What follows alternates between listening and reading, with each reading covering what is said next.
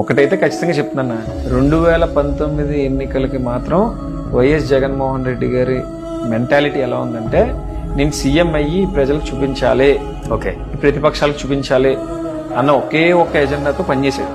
ఆ రోజు అతను ముఖ్యమంత్రి కావడం కోసం మాత్రమే అతను కష్టపడ్డాడు. ఓకే. కానీ ఇప్పుడు రోజున ఏంటంటే, అతను నమ్ముకున్న వాళ్ళు ఎవరైతే ఉన్నారో వాళ్ళకి జరిగినటువంటి అవమానానికి సమాధానం చెప్పాలి అంటే మళ్ళీ ముఖ్యమంత్రి అవ్వాలి అని పెట్టుకున్నాడు. ఈసారి మాత్రం కేవలం తనకు నమ్ముకున్నటువంటి కార్యకర్తల కోసం, తన మనుషుల కోసం మాత్రం ముఖ్యమంత్రి అవ్వాలని చెప్పి ఎదురు చూస్తున్నాడు. ఓకే, చాలా గట్టిగా ఉంటుంది, ఖచ్చితంగా కష్టపడతాడు. సో మొన్నటిదే కష్టం అంటే ఈసారి రెట్టించిన కష్టంతో కష్టం. మళ్ళీ పాదయాత్ర స్టార్ట్ చేస్తారా?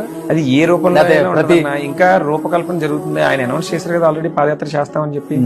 ఇప్పుడు ఏదైతే మా మీద జరుగుతున్నటువంటి ఉన్నాయో, ఈ లిక్కర్ కానివ్వండి, ఇంకోటి కానివ్వండి, 1,00,000 కోట్లని కానీ, ఇవన్నీ కూడా గతం నుంచి జగన్మోహన్ రెడ్డి గారి మీద జరుగుతున్నటువంటి ప్రచారాలే కదా, కొత్తగా వచ్చినాయి కదా.